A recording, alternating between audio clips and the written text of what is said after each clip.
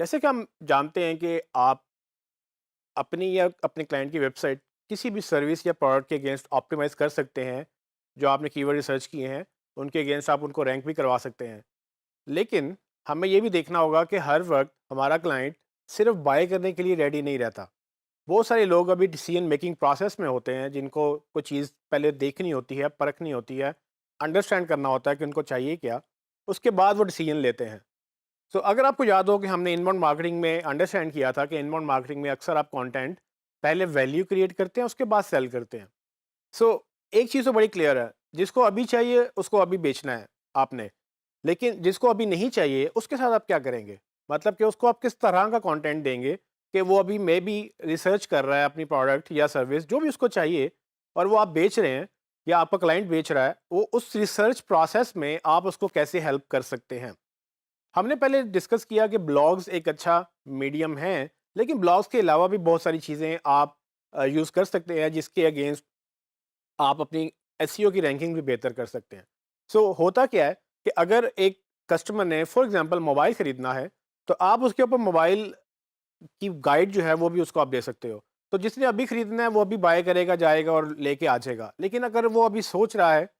तो वो जो सोच रहा है उसकी सोच आपको पता चल जाएगी जब वो कीवर्ड रिसर्च करेगा, या आप जब कीवर्ड रिसर्च करेंगे आपको उसकी क्वेरी से अंदाज़ा हो जाएगा कि भाई वो क्या सोच रहा है और उस सोच को आप कैपिटलाइज़ कैसे करेंगे। मतलब ये कि वो जो ढूँढना चाह रहा है, मतलब अगर वो प्राइसेज़ ढूँढ रहा है, अगर वो कंपैरिज़न कर रहा है, या वो उसको नहीं पता कि कौन-सा मोबाइल लेना है या कैसे लेना है, या मोबाइल में क्या अच्छा होता है, क्या बुरा होता है, इन सब चीज़ों को आप कैपिटलाइज़ इस तरह से कर सकते हैं कि आप उसके अगेंस्ट ई-बुक्स क्रिएट कर लें, गाइड्स क्रिएट कर लें, या अपने और दूसरी तरह के जो है ना कैलकुलेटर्स या डिफरेंट चीज़ें अपनी वेबसाइट पे क्रिएट कर सकते हैं। और ये एक डिफरेंट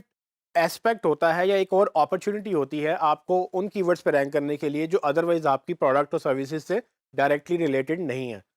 सो फॉर एग्जांपल, अगर मेरा कस्टमर एक मोबाइल ख़रीदना चाह रहा है, और हमने जैसे एबीसी मोबाइल स्टोर की एग्जांपल हम लेके चल रहे हैं, तो उस एबीसी मोबाइल स्टोर में मैं क्या करूं ऐसा कि मैं इसको जो इसका डिसीजन प्रोसेस है उसमें हेल्प कर सकूं। एक चीज़ तो बड़ी क्लियर है कि अगर उसको एक सर्टेन मोबाइल चाहिए मेरे कस्टमर को, या आपके क्लाइंट की कस्टमर को, वो आएगा, आके बाय करेगा, अपनी प्रोडक्ट देखेगा और प्रोडक्ट की डिस्क्रिप्शन पढ़ के आपसे बाय कर लेगा। लेकिन अगर उसको ये हेल्प चाहिए कि भाई मोबाइल बाय कैसे करना है, मतलब कि ये भी पता होना चाहिए कि कौन सा मोबाइल अच्छा है, कौन सा बुरा है, ये सब चीज़ें अंडरस्टैंड करने के लिए आप ई बुक्स लिख सकते हैं। या हम अगर इस वेबसाइट की बात करें, तो हम इस वेबसाइट के लिए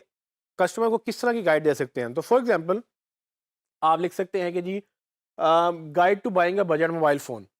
मतलब कि एक सस्ता मोबाइल फ़ोन, जो एक बजट मोबाइल फ़ोन कैसे लेना है, आप उसको एक छोटी-सी ई-बुक लिख दें, और ई-बुक में कोई थीसिस नहीं लिखना। आप ई-बुक में 4-5 पेजेज़, आप 10 टिप्स लिख दें, पीडीएफ बना के उसको अपलोड कर लें, उसको कहें कि जी ईमेल दो, अपना नंबर दो और साइन अप कर लो। जैसे ही वो साइन अप करेगा, आपको इसको ईमेल फ्री भेज देंगे, लेकिन आपके पास उसका नंबर, ईमेल और सब चीज़ें आ जाएँगी।